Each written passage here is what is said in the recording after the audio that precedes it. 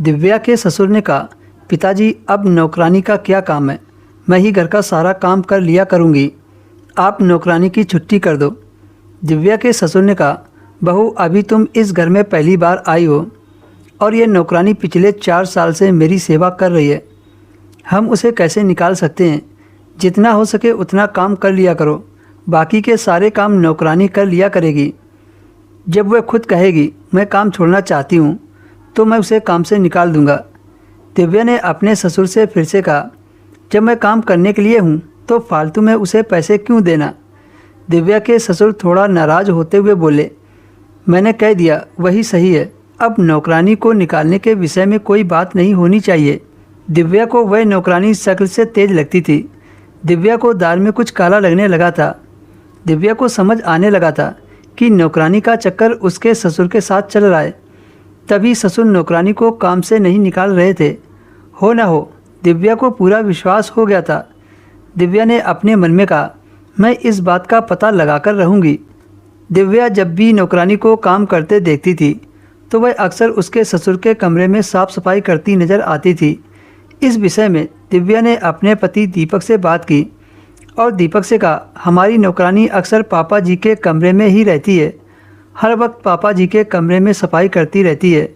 दीपक ने दिव्या से कहा, उस नौकरानी को पापा जी की सेवा करते हुए 4 साल हो गए हैं, उसे इस घर के बारे में सब कुछ पता है। पापा को खाना कब खाना है, कब नहाना है और कब उन्हें सोना है, इसलिए नौकरानी पापा जी के कमरे में ज़्यादा रहती है। एक दिन दोपहर में दिव्या ने घर का सारा काम निपटाकर सोने का फैसला किया।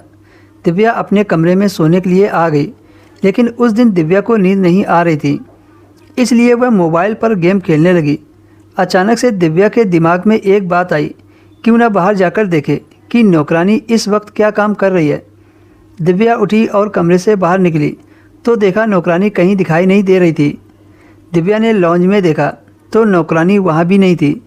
दिव्या ने सोचा, नौकरानी तो ससुर जी के कमरे में होगी, क्योंकि आधे से ज़्यादा वक्त तो उसका ससुर के कमरे में ही निकलता है।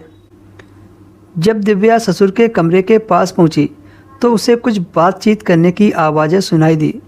दिव्या ने कान लगाकर सुना तो नौकरानी ससुर जी से बातें कर रही थी। दिव्या चुपचाप उनकी बातें सुनने लगी।